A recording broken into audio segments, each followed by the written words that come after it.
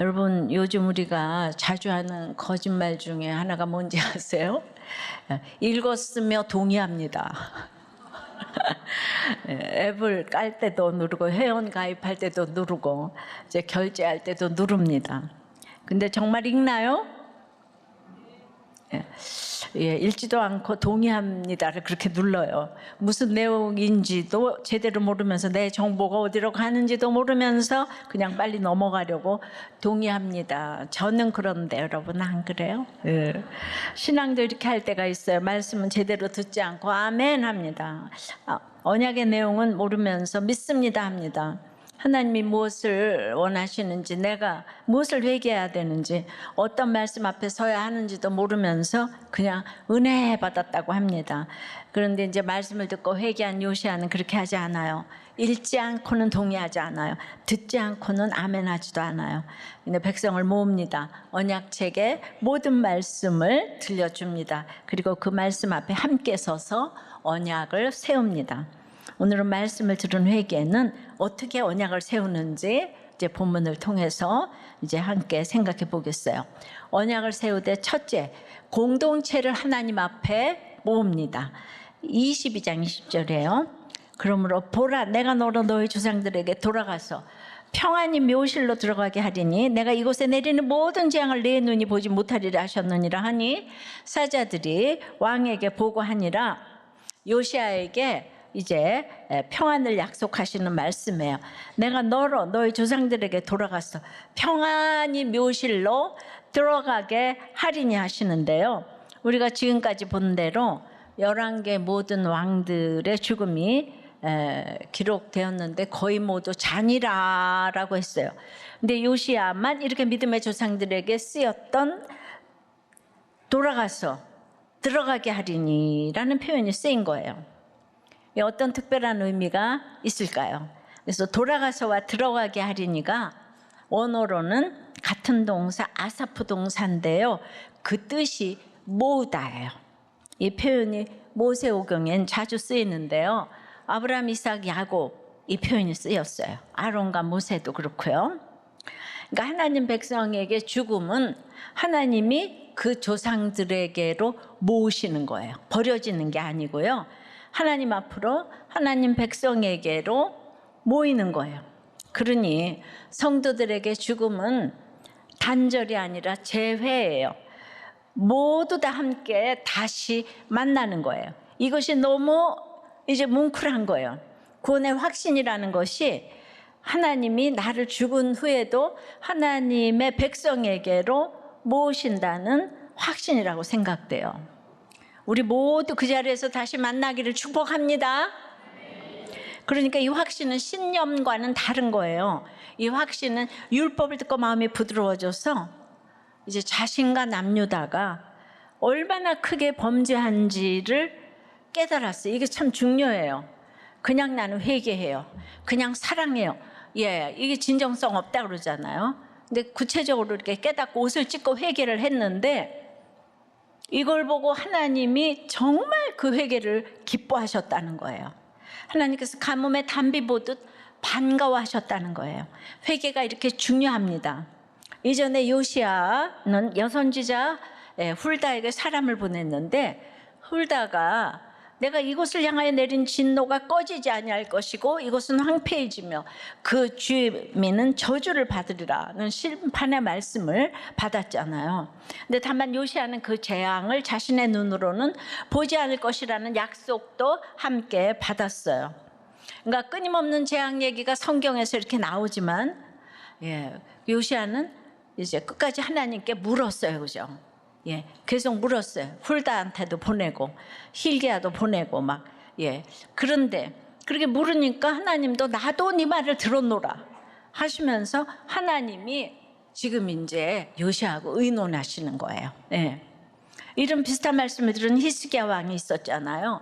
히스기야도 쌓아두었던 것이 바벨론으로 옮긴 바 되고 아들 중에서 바벨론의 환관이 되리라는 말씀을 들었어요. 그리고 히스기야도 사는 날 동안에 태평과 진실이 있겠다고 했어요. 근데 두 왕의 반응이 달랐어요. 히스기야는 마지막에 그 이제 성경에 회개의 모습이 보여지지는 않았습니다. 똑같이 나라의 멸망과 개인적으로 평안의 예언을 들었지만은 이 재앙에 대해서 물었던 요시야는 어떻게 합니까? 하나님이 심판을 돌이킬 수 없다고 해도 그것 때문에 자포자기하지 않았어요. 무슨 뜻이에요? 이걸 이제 우리가 나한테 주신 음성으로 들으면 어떻게 해요?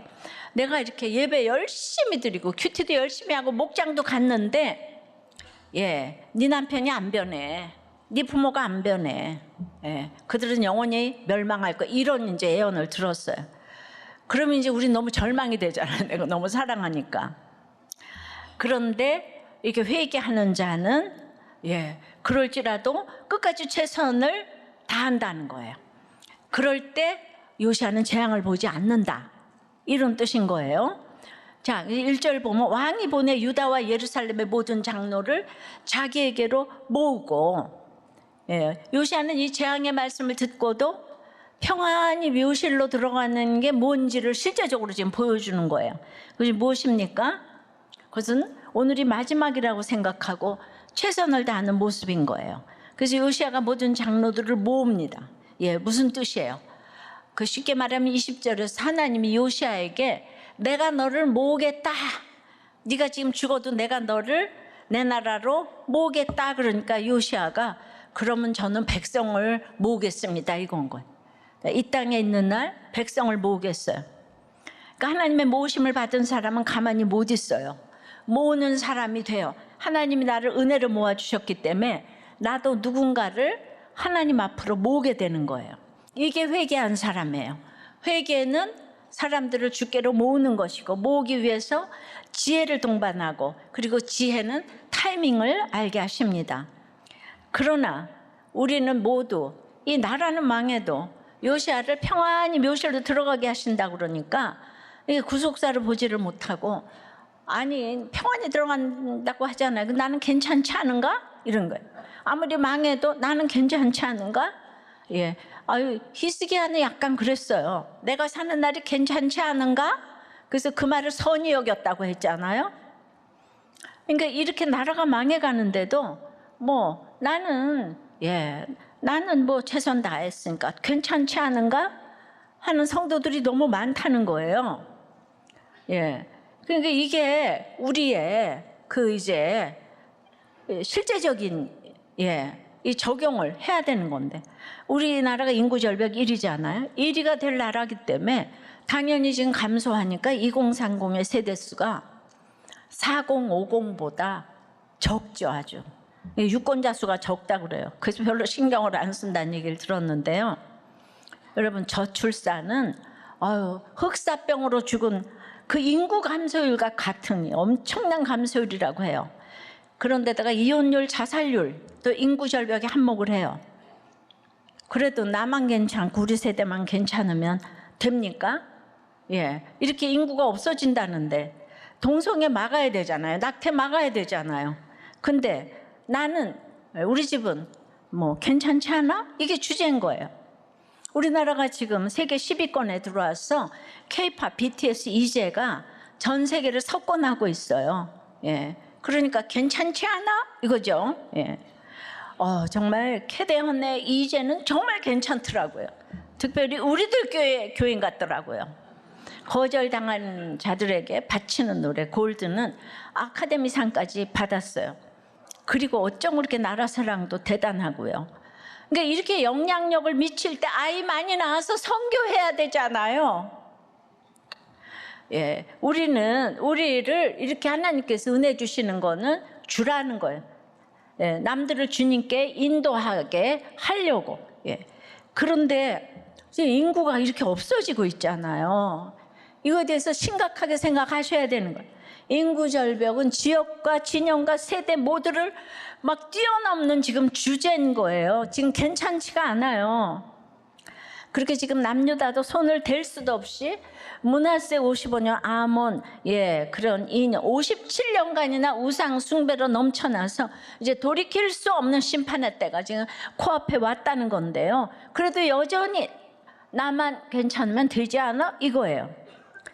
그러니까 이렇게 양쪽으로 갈려서 이제 이렇게 그냥 아주 그냥 갈등이 끝이 없잖아요. 예, 괜찮지 않아요. 괜찮지 않으면 어떻게 해야 되나요? 참 지혜가 필요해요. 나만 구원받는다고 기쁜 것이 아니란 거예요. 예, 그러니까 변하지 않는 심판 받을 식구들이 내 앞에 쫙 있어요. 예, 그러니까 하나님이 쟤는 안 변한대 이렇게 얘기를 했다 그러면은 아 그래 나도 이제 다 두 손 두 발 들었어. 그게 아니고 그래도 구원을 위해 천국 가는 그날까지 애통의 회개를 해야 된다는 거예요. 그러니까 진짜 저희 남편을 생각해 보세요. 죽기 3시간 전에 영접을 했잖아요. 이건 기적이에요. 그만큼 주어진 하루하루의 날이 안타까운 날들인 거예요. 제가 이제 구원을 위해서 회개를 지금 하면은 하나님이 그렇게 지혜를 주셔서 타이밍을 알려주셔서 그 새벽에 그래도 구원받고 하나님의 집에서 모일 것을 영원히 확정하고 갔기 때문에 제가 이렇게 사는 거잖아요. 하나님의 시간표에 보면 요시아는 39살에 사실은 요절을 했어요. 그렇다면 그는 몰랐겠지만 지금 하루하루가 얼마나 안타까운 날들의 하루입니까?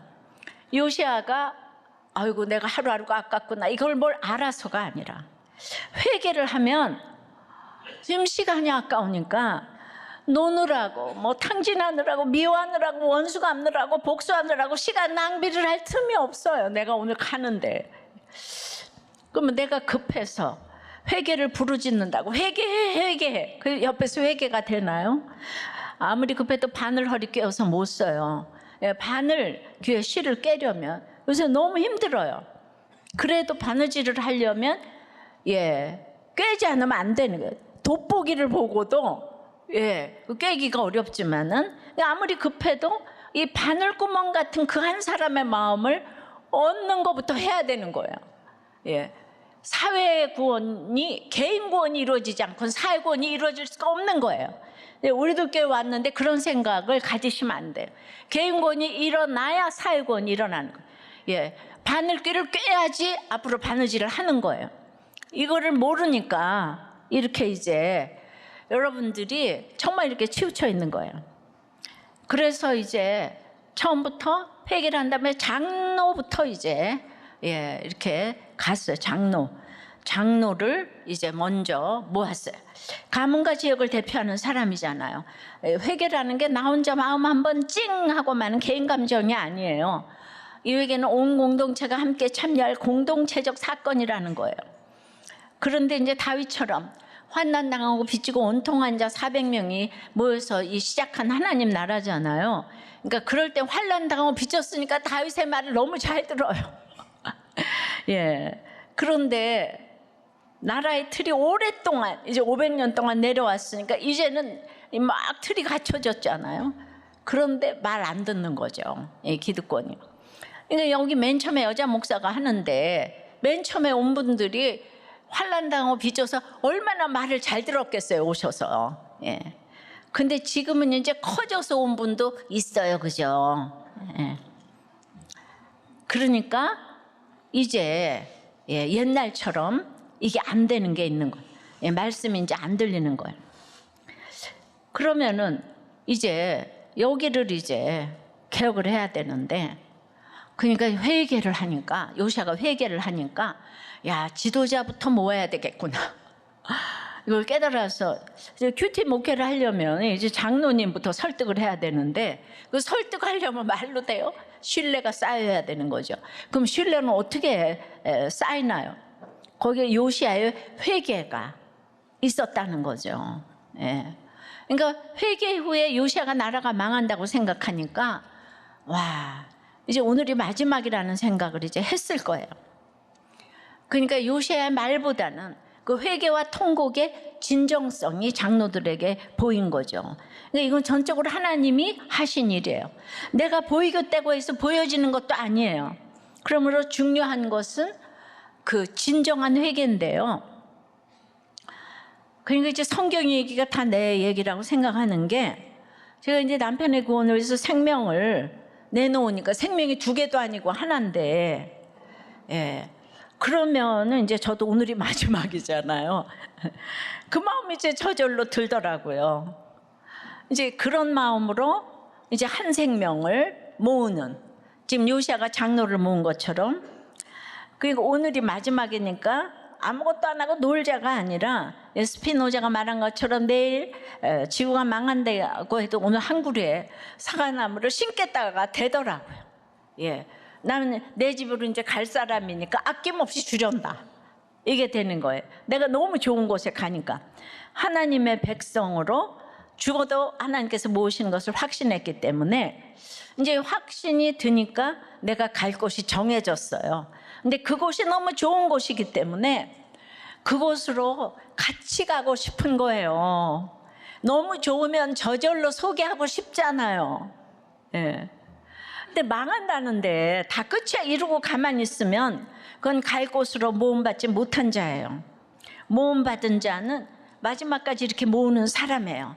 여러분, 예.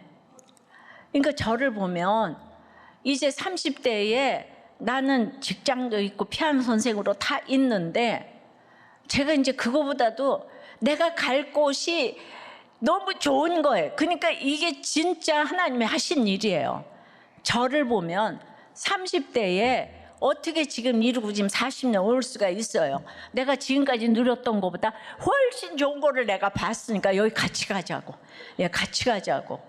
그러니까 지금 그거는 여러분들이 이제 요시아만큼은 안 돼도 이게 내가 이해가 되는 거죠. 그러니까 오늘이 마지막이라면은 무슨 말을 해야 되냐 하면은 예수 믿고 천국에서 모이자 이 얘기를 해야 돼. 이게 최고의 유언인 거예요. 어떤 사랑하는 사람들도 예, 천국에서 모이자. 예, 천국에서 모이자. 그거보다 더 좋은 유언 없는 거예요. 자, 2절에 이에 왕이 여호와의 성전에 올라가매 유다 모든 사람과 예루살렘 주민과 제사장들과 선지자들과 모든 백성이 노소를 막는다고 다 왕과 함께 한지라. 요시아가 이제 진짜 회개를 하니까 글쎄 회개가요 전염이 되는, 확산이 되는 거예요. 와, 그러니까 전부 와보라 그러는 거예요. 온 백성이 여기 와봐, 여기 와봐. 이벤트도 아니고 프로그램도 아니고 요시아의 회개가 백성들을 불러 모으게 한 거예요. 예, 모아서 어디로 가요? 요시아는 이제 왕궁으로 가지 않고 여호와의 성전으로 올라가는데요. 그러니까 요시아가 자기가 임금이라서 이 얘기를 한 게 아니고 공동체를 자기 편으로 모은 게 아니에요.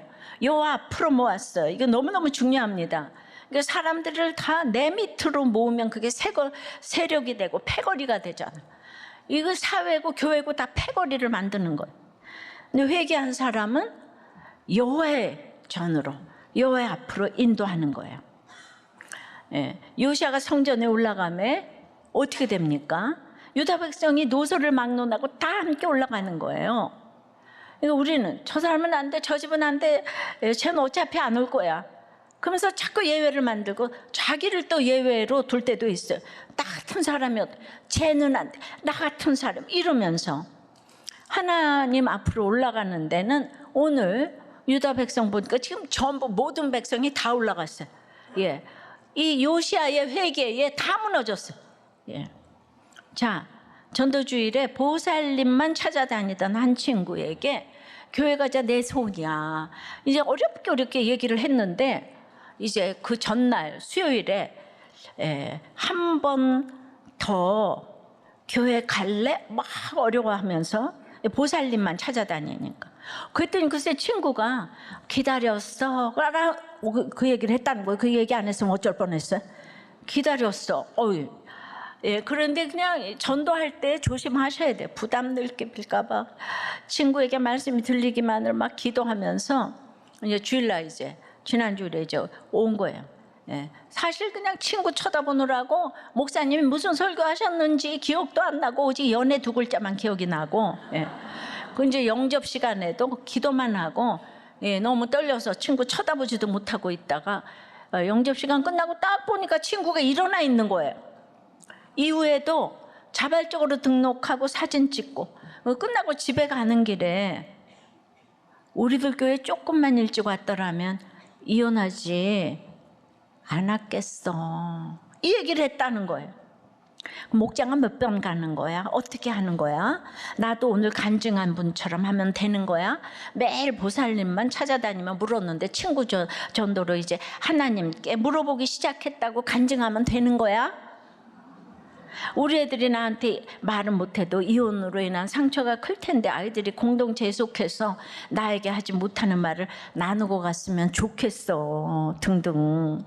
정작 전도한 집사님은 연애 워딩밖에 설교가 기억이 안 나는데 생판 생짜 친구가 말씀을 너무 잘 들었네요. 예.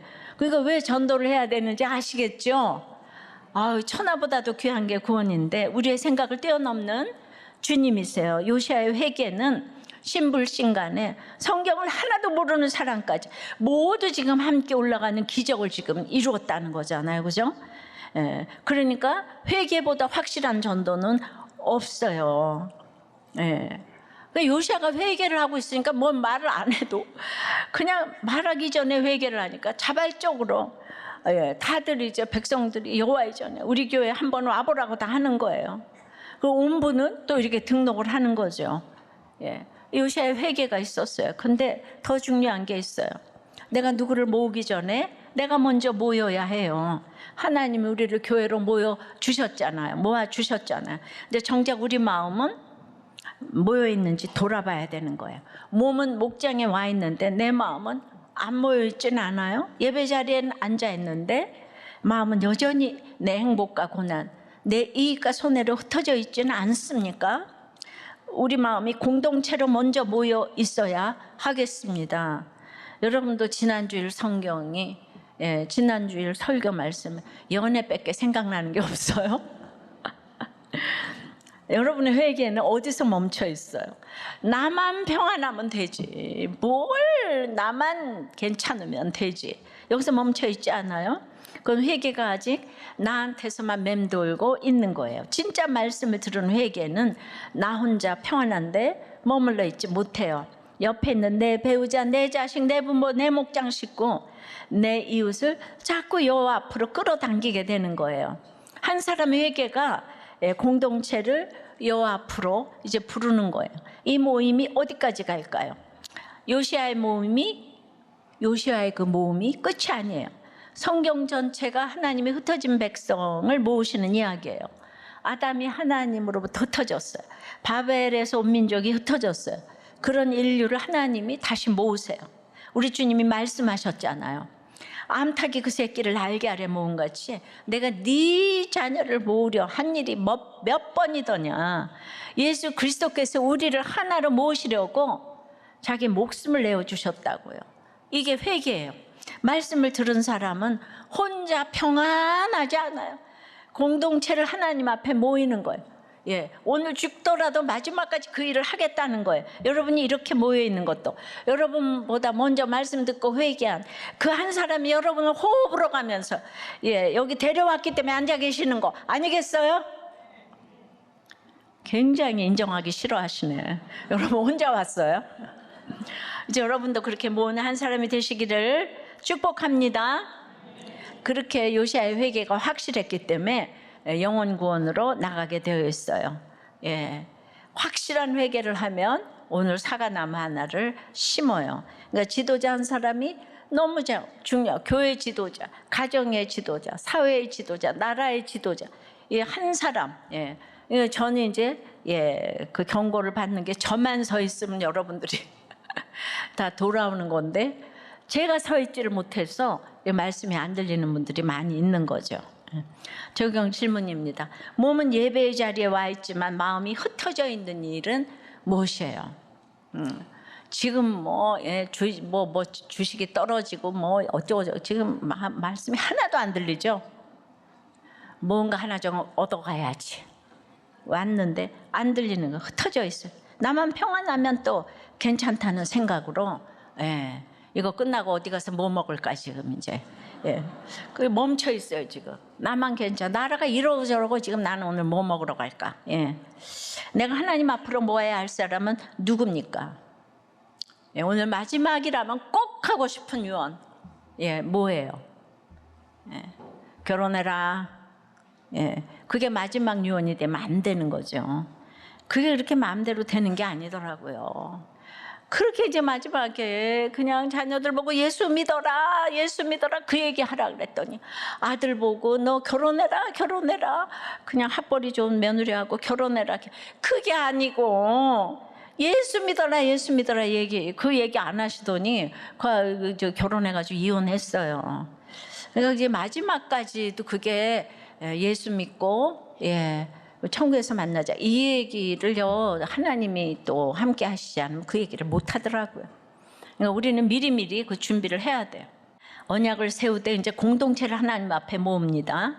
모으면 뭐 해야 되겠어요? 이제 언약책의 모든 말씀을 들려줘야 되는 거죠. 모아서 들려줘야 돼요. 2절 이어서 봅니다. 왕이 여호와의 성전 안에서 발견한 언약책의 모든 말씀을 읽어 무리의 귀에 들리고 모든 백성에게 언약책의 말씀을 들려줍니다. 누가요? 왕이.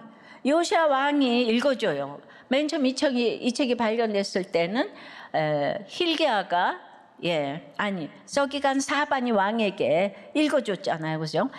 그땐 요시야가 듣는 사람이었어요. 근데 이제 백성에게 읽어주는 사람이 됩니다.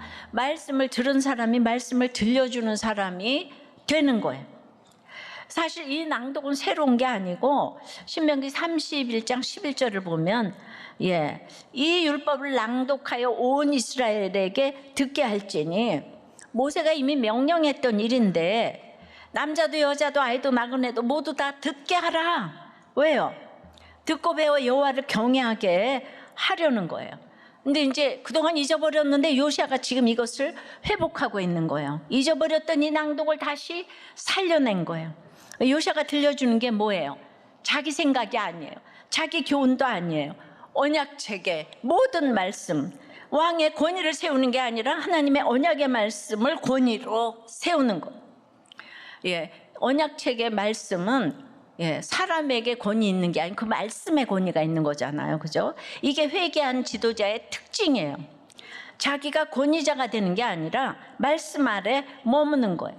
근데 요시야가 이제 율법책의 말씀을 듣고 옷을 찢고 통곡했잖아요. 그리고 이제 말씀의 위력을 절감했어요. 요시야가 착하게 살았잖아요. 개혁을 했어요. 근데 말씀을 구속사로 듣고 보니까 그동안에 한 거하고 비교가 안 되는 거예요. 자기가 살아나서 될 수 있는 대로 많은 사람에게 읽어 들리게 하는 이 일을 해야 되겠다고 생각하는 거예요. 어렸을 때부터 제가 4대째 모태신앙이 얼마나 모범적으로 살았어요. 근데 큐티를 하고 이제 회개를 하니까 제 인생이 해석이 되어서 살겠더라고요, 제가. 그러니까 이제 만나는 사람마다 큐티를 하라고 말씀을 읽어 들리게 하고 싶었어요. 그 해 아래 새 것이 없어서 성경에 나와 똑같은 일이 일어나는 것이 항상 너무 놀라워가지고 제가 피아노 치고 성공했는데 오죽하면 이걸 내려놨겠어요. 그 비교도 안 되는 하나님 집에 모이는 것이 거기서 우리가 로타리 클럽을 좀 형성하고자 천국에서 다 천국 동창생 되시길 바래요. 이 너무 좋은 곳에 공짜로 지금 오라고 공짜인데도 그렇게 말을 안 듣더라고요. 그래서 22장에서 율법책이라고 했던 책을 이젠 언약책이라고 하는 거예요. 책이 바뀐 게 아니에요. 책에 기록된 말씀이 그냥 나한테 움직여서 어떤 말씀인지가 진짜 그 의미가 뭔지 드러난 거죠. 그러니까 언약이 뭡니까? 그냥 지켜야 할 규칙 목록이 아니에요. 좋은 말 한마디가 아니에요. 우리 모두 좋은 말 한마디 해주세요 다 이러잖아요. 우리를 하나님과 묶는 관계예요. 나를 하나님께 속하게 하고 동시에 하나님 앞에서 살게 하는 생명줄이에요. 근데 율법이 율법으로만 들리면 부담이에요. 근데 그 율법이 나를 살리시려는 하나님과 나를 묶는 언약으로 들리기 시작하면 그게 은혜인 거예요. 이게 뭔가 하면 말씀이 나에게 들려지니까 성경이 나를 읽고 가게 되고 창조주가 말을 걸어주기 시작하니까 이 땅에 감당 못할 시험은 없고요. 시험 당할 즈음에 피할 길을 주사, 피할 길이 더웨이, 정관사 더웨이, 예수님. 시험 당할 즈음에 피할 길인 예수님이 항상 거기 계셨어요. 할렐루야. 결혼도 그래서 언약이라고 하죠. 하나님과 나를 묶는 언약의 관계가 결혼이에요. 그러니까 힘든 배우자도 하나님과 나를 묶는 언약을 이루기 위해서 수고하는 거예요. 때렸다고 바람 피웠다고 이혼하는 게 아니고, 나를 하나님과 묶어주려고 저 남편이 수고했구나, 저 아내가 수고했구나. 하나님의 말씀이 들려진다면 어디에도 길, the way, 예수님이 계시니 희망이었어요. 어느 구절을 봐도 거기서 예수님을 찾아낼 수 있었어요. 결혼뿐만 아니라 여러 갈등과 다툼으로 분열된 우리 사회에도 하나님 말씀을 듣고 지키고 그 예수님이 더 웨이가 돼가지고 이 그리스도인들의 그런 결단과 희생이 있다면 이제 회복이 가능한 거예요. 근데 이제 요즘 청년들이 자발적으로 나라를 위해서 기도하러 모이더라고요. 엊그제는 고등학생들이 시청 앞에 모여서 기도회를 하더라고요. 제가 다음 세대를 위해서 목을 놓아 기도를 했잖아요. 근데 그 자리에 그 시청 앞에 청소년들이 다른 거 하나도 안 하고 찬송하고 기도하고, 기도도 또 잘하고, 절망 속에 희망을 보게 되는데, 그런 일이 일어나리라고 지금 상상을 못했는데 어떻게 이런 일이 일어날 수 있어요? 근데 이제 이런 때일수록 저는 이제 청년 청소년들에게 좀 더 말씀을 읽어 들리게 했으면 하는 바람이 있는 거예요. 우리 어렸을 때부터 말씀을 읽어 들리지 않으면 결국은 또 이 세상은 모두 이렇게 또 이제 기복으로 빠질 수가 있기 때문에, 그러니까 언약책의 말씀은 내가 듣고 마음에 드는 것만 골라 가질 수 있는 게 아니고요. 복도 책망도 위로도 저주도 다 내 거예요. 내가 이 언약 안에 있기 때문이에요.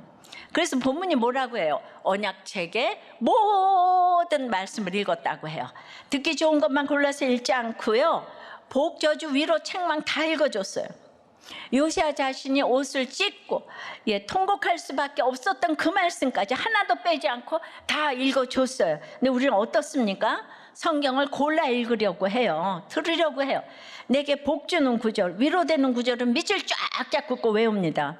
한국 성도들이 가장 좋아하는 구절 1위가 빌립보서 4장 6절. 아무것도 염려하지 말고 다만 모든 일에 기도와 간구로 구할 것을 감사함으로 하나님께 아뢰라.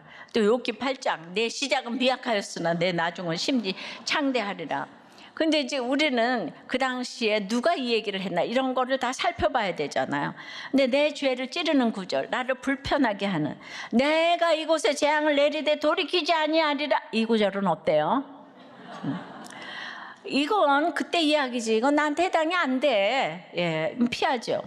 그러니까 기복적인 구절만 붙들고서 성경 봤다고 하면 안 되는 거예요. 성경은 구속사의 책이기 때문에 우리가 좋아하는 구절도 구속사로 해석하면 거기서 내 죄가 보이는 거예요. 기도, 염려할 일이 너무 많은데 어떻게 감사하겠어요? 왜 감사하지 못하나?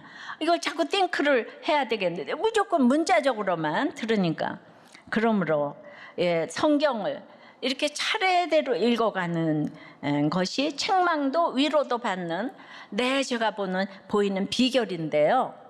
자, 이거 총망라해서 디모데후서 3장 16절에 모든 성경은 하나님의 감동으로 된 것으로 첫째, 교훈과 책망과 바르게 함과 의로 교육하기에 유익하니, 여기서 있잖아요. 위로 얘기가 하나도 없잖아요. 전부 책망하는 얘기잖아요. 편식하지 않고 이렇게 책망을 잘 받아야 17절에 선한 일에 능력을 갖추게 하는 말씀이 이제 임하는 거죠. 그러므로 나를 찌르는 말씀은 나를 버리라는 말씀이 아니고요, 언약 밖으로 밀어내려는 말씀도 아니고, 너는 내 백성이다, 그러니 돌아오라. 찔림도 언약의 은혜이고요, 책망도 나를 포기하지 않으신 하나님의 사랑이에요. 그러니까 모든 말씀을 다 듣는다는 거는 내 죄를 찌르는 그 말씀까지도 아멘, 이것도 저를 살리시는 언약의 말씀입니다, 아멘 하고 받는 거예요. 바로 이것이 우리 퀘스천 타임의 큐티의 정신이에요. 그러니까 말씀을 들은 사람은 자기 말을 들려주지 않아요. 예, 다 사람들은 자기 말만 해요. 예, 근데 언약책의 모든 말씀을 들려줘야 되는 거예요. 그러므로 성경을 차례대로 읽어가는 것은 나의 죄를 피해 갈 수가 없는 최고의 훈련인 거예요. 차례대로 읽어야 돼. 예. 그러므로 모으고 성경을 읽고 들려주고 나누는 모임이야말로 최고의 공동체라고 생각을 합니다. 여러분, 바벨론 그발 강가에서 사로잡혔기 때문에 하늘이 열리고 하나님의 모습을 봤잖아요. 그러면은 그 내 죄를 봤잖아요. 그러니까 사로잡힌 것이 무서운 것이 아니고 하나님 만나는 지름길 아니겠어요? 예, 그러므로 성경은 안 좋은 본문이 하나도 없는 거예요. 어떤 본문도 구속사로 해석하고 드러낼 수가 있어야 되는 거예요. 적용 질문입니다. 성경을 골라 듣고 있지는 않습니까? 큐티인 제목만 보고 건너뛴 날은 없습니까? 나를 찌르는데도 이건 나한테 해당한데 하며 피하고 있는 말씀은 무엇입니까? 진짜 쥐가 쥐구멍에다가 머리를 박고 고양이가 쫓아오는데 몰라 이거하고 똑같아요. 예. 그래가지고 말씀이 안 들리면은 그렇게 이걸 떠나겠다고. 우리들 교회는 이상한 교회야. 왜 우리들 교회는 위로를 안 해줘? 이게 진짜 위로인데. 근데 이런 게 이제 말씀이 안 들린다 얘기를 하는 거죠. 예, 이번 주 목장에서 솔직하게 나누겠습니까? 그러니까 솔직하게 나누는 것도 구속사가 들어가지 않으면 솔직하게 나눠서 아주 상처 주는 사람이 너무 많아. 덜 솔직하세요. 네. 솔직하게. 그러니까 이게 구원 때문에 솔직도 해야 되는데 이게 분별이 안 돼서 솔직하려며요 이러시면 안 되는 거예요. 예, 그거는 이제 폭력이 또 될 수도 있어. 근데 이제 초신자가 솔직하면 우리 막 박수 쳐줘야 되는 거지, 그죠? 그래서 그거를 믿음의 분량마다 이렇게 새겨 듣는 여러분 되시기를 바랍니다. 언약을 세울 때 이제 공동체를 하나님 앞에 모아서 이제 언약책의 말씀을 들려줘야 되잖아요. 그럼 세 번째는 함께 서서 이제 언약을 세우는 거예요. 3절입니다. 왕이 단 위에 서서 여호와 앞에서 언약을 세우되 마음을 다하고 뜻을 다하여 여호와께 순종하고 그의 계명과 법도와 율례를 지켜 이 책에 기록된 이 언약의 말씀을 이루게 하리라 하며 백성이 다 그 언약을 따르기로 하니라. 언약책의 모든 말씀을 읽은 요시야 왕이 이제 무엇을 합니까? 일어섭니다. 그리고 오늘 제목이죠. 언약을 세우되, 언약을 세웁니다. 세우다는 원어로 자르다, 가르다라는 뜻인데요. 옛날에는 이제 언약을 세울 때 짐승을 바늘로 딱 자르고 횃불이 걸려 딱 지나갔잖아요. 창세기 15장에 나오죠. 근데 이게 이제 목숨 걸고 약속한다는 뜻이고 이 약속을 어기면 이 짐승처럼 잘릴 것이다. 그런 또 이제 위험한 경고도 있어요. 근데 요시야가 세우는 건 새로운 언약이 아니죠. 시내산에서 이미 주셨던 언약을 다시 붙드는 거예요. 잊어버렸던 언약 앞에 다시 서는 거예요. 이 말씀을 들은 회개가 가야 할 자리인 거예요. 이게 여호와 앞에 서는 거예요. 어떤 언약을 세운다고 그랬어요? 마음을 다하고 뜻을 다하여 여호와께 순종하고 그의 계명과 법도와 율례를 지키겠다고. 그러니까 이제 법도를 안 읽으면 어떻게 지키겠어요? 그래서 기록된 말씀을 이루게 하겠다는 이 언약을 세우는 거예요. 이루게 하리라는 이제 원어로 서게 하다, 세우다. 기록된 그 말씀이 책 안에만 머물지 않고 내 삶에 실제로 서게 하겠다. 내 삶 속에 말씀이 서게 하겠다. 내 순종 안에서 말씀이 유효하게 되게 하겠다. 말씀을 듣는 것이 최우선이지만 그냥 듣는 데서 끝나면 그건 이제 종이 위에 있는 거죠.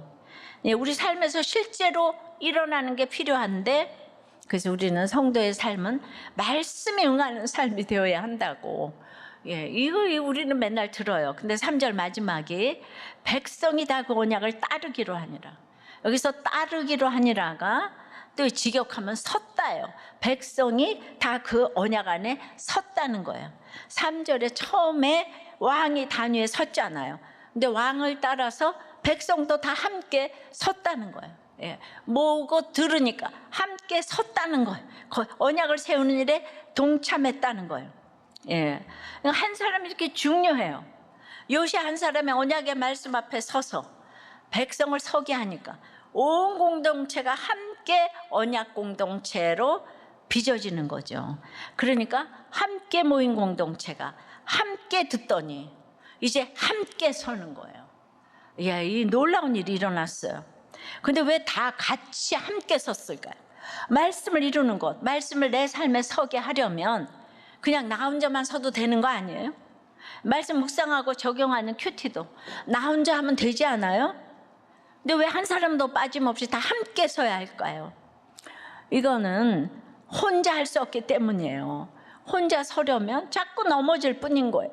혼자 공부 잘하고 일 잘하고 관계 잘할 수 있겠지만요, 하나님이 약속하신 이 말씀을 이루는 것은 우리 혼자 할 수 있는 일이 아니에요. 오죽하면 예수님도 말씀이 응하게 하시는 삶을 살 때 혼자 감당하지 않으셨어요.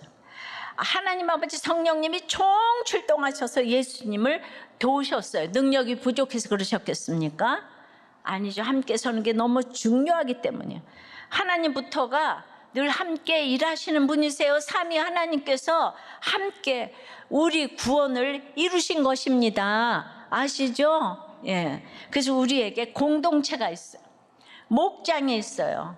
혼자 못 서니까 함께 서라고 주신 거예요. 목장에서 지체들이 같이 말씀을 붙들고 서 있으니까 그 힘에 기대어 나도 한 발 순종할 수 있는 겁니다.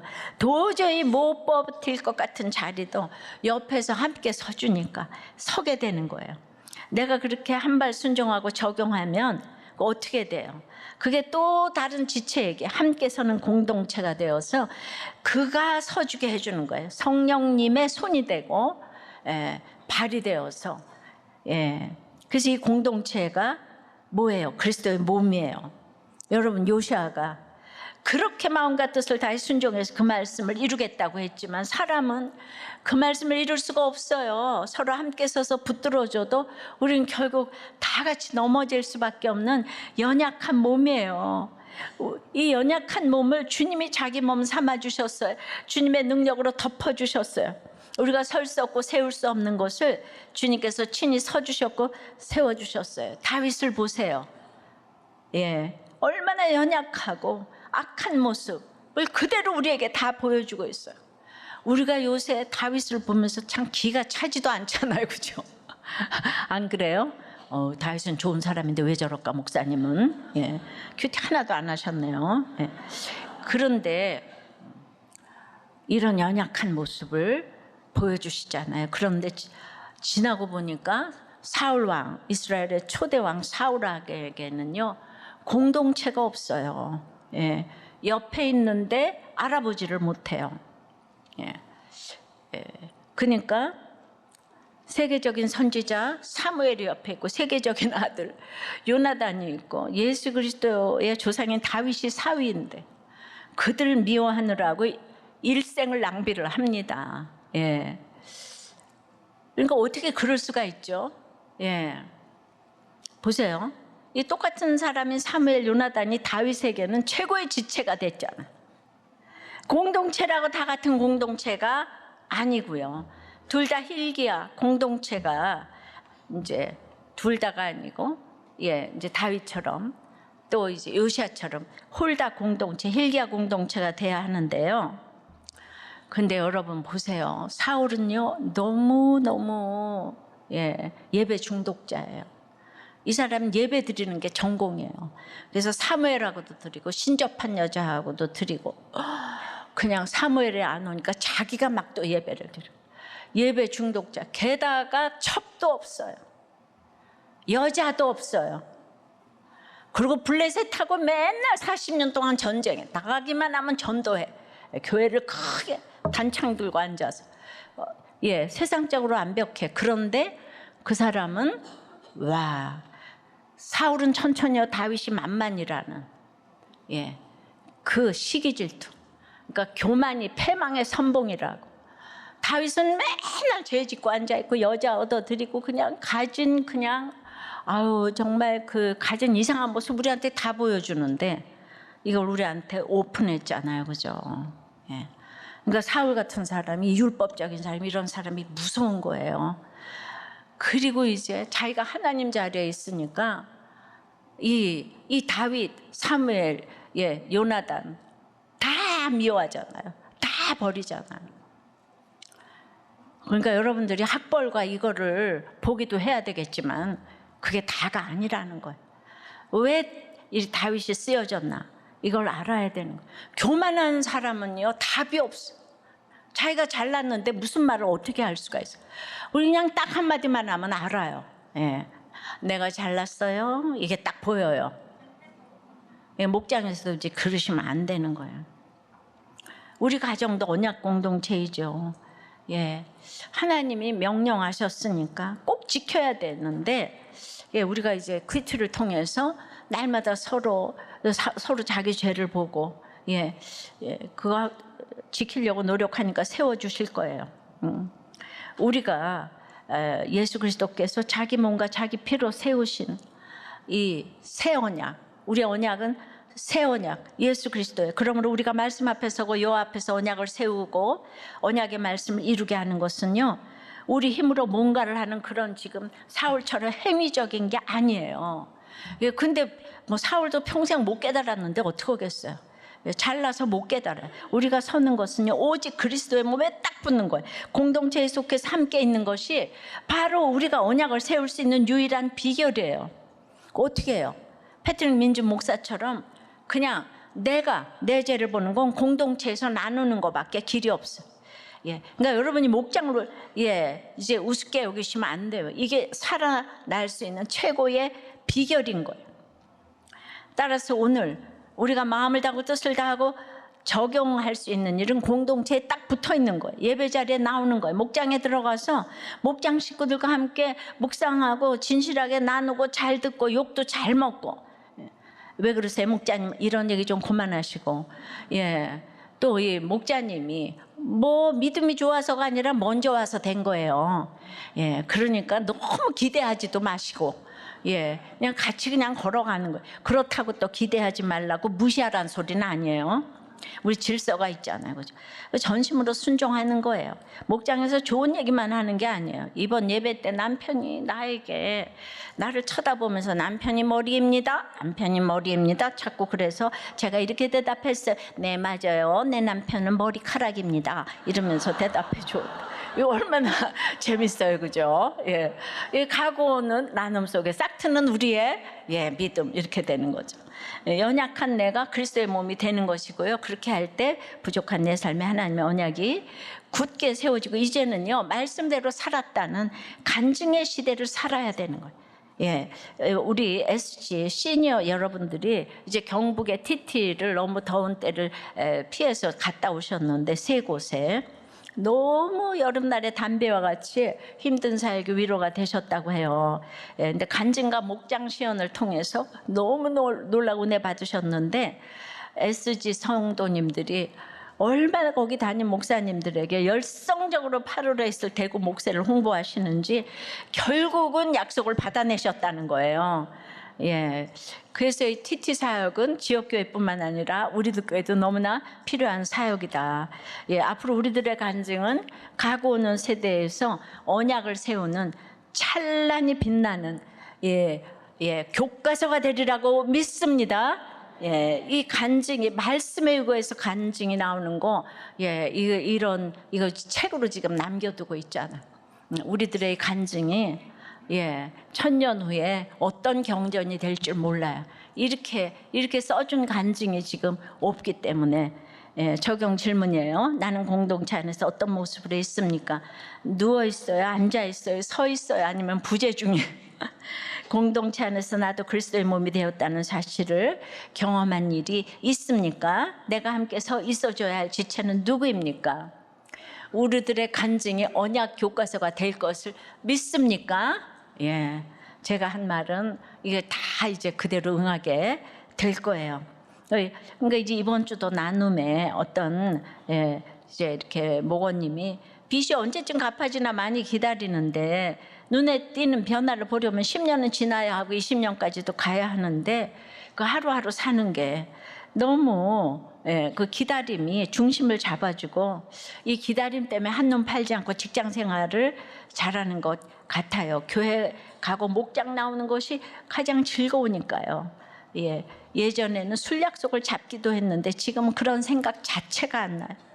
수입도 정해진 급여로 빚을 미리 갚고 고정 지출을 하니까 감사하고, 그래서 엊그제 아내에게 죽은 개 같은 무비보셋 같은 나를 도와줘서 고맙다고, 아내가 옆에서 가정을 지켜주는 것이 너무 감사해서 앞으로 더 잘하겠다고. 그러니까 지금 돈이 넘치는 것보다 이렇게 마음 편하게 서로 의지하는 게 최고의 부부 생활을 하는 거예요. 그래서 아내에게 나와 살아줘서 고맙다. 당신이 나보다 옳다고 하니까 아내가 너무 감동을 받더래요. 감동을 주면은 변화가 오죠. 그러니까 이제 목자님이 뭐라고 피드백을 하냐 하면, 저도 사실 그런 사건이 있었는데 아내의 쇼핑 중독으로 카드 빚이 쌓여 이혼까지 하고 완전히 망하고, 그리고 이제 우리들 교회를 와가지고 하나님 만나가지고 또 다시 재결합을 위해서 너무 이제 예배 드리고 목장 나가고 드디어 재결합을 했어요. 그래서 아내에게 생활비 카드를 주고 매달 통장으로 이체를 했는데 1년도 안 돼서 1,800만 원 빚을 또 만들었어요. 그때 이제 공동체에 물었더니 돌아온 처방이 생활비 더 올려줘라. 그 애 엄마니까 살아야 한다. 근데 그 말도 안 되는 처방에 순종을 했더니 아내가 감동을 받아가지고 변화되어서 지금까지 신용카드를 쓰지 않는다는 거 아니겠습니까? 그러니까 집사님도 지금 그 순종의 자리를 잘 걷고 계신 겁니다. 이런 나눔이 어디서 나오겠어요? 우린 그냥 쩍 하면 이혼하라, 이게 단데, 이건 언약 교과서가 될 줄을 믿어요. 이제 우리는요 환경에 그거가 있는 게 아니에요. 2억 빚을 졌다고요. 경부고속도로에서 자살하려다가 가드레일만 받고 이제 미수에 그쳤어요. 그래가지고 이제 보험금 이제 해놓고 그러다가 이제 보니까 거기 우리들 교회 현수막에 그럼에도 살아냅시다, 이게 있어가지고 저한테 메일을 보냈는데, 자, 한 번만 와봐라, 한 번만 와봐라. 근데 그분이 글쎄 또 한 번만 오라니까 오셨어요. 오셔가지고 부도 목장에 보냈더니 74억 빚진 범털이 거기 앉아가지고 뭘 2억 가지고 그러냐. 그래서 이분이 지금 우리도 꽤 목자가 되셨잖아요. 그러니까 우리는 그러니까 빚을 갚기로 작정하면은 그때부터 이렇게 생활이 거룩해지잖아. 부부간에도 다 회복되고. 갚기로 작정하면 하나님은 도우신다는 거예요. 목장에서 그게 20년이 걸려도 지금 밥을 굶어요. 6.25 전쟁 때도 살아남았는데, 이게 언약을 세우는 언약 공동체인 줄 믿습니다. 말씀 맺어요. 언약을 세우되, 언약을 세우는 거는 이제 공동체를 하나님 앞에 모으는 거예요. 내가 하나님의 백성으로 모일 것이니, 하나님이 나를 모은다고 했으니까 모아요. 모은 사람들은 이제 말씀을 들려주는 거예요. 말씀을 들려주면 함께 서서 이렇게 언약을 세우게 되는 거예요. 언약 공동체가 이제 되는 거예요. 그래서 이제 우리가 인생의 오늘 마지막이라고 생각하는 이런 여러분들이 진단을 받게 되면은, 날이 저물어갈 때, 빈들에서 걸을 때 이렇게 하나님의 음성을 듣고, 하나님이 나를 모은다 그러는데 내가 뭐 걱정할 게 있어요, 그죠? 사람 모으다 가면 되는 거지. 하나님께 인도하고 가면 되는 거죠. 찬양하고 기도할게요.